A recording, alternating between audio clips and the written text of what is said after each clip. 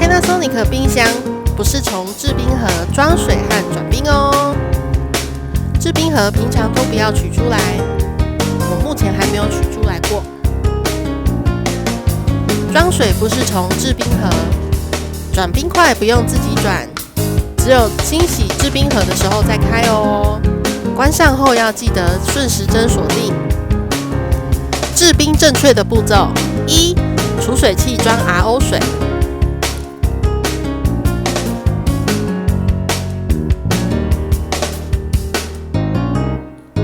水不要超过满水线哦。这里要记得关上。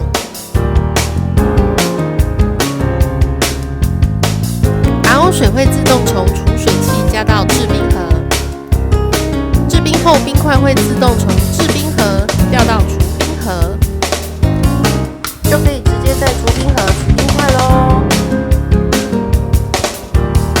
喜欢我的影片，请订阅我的频道哦。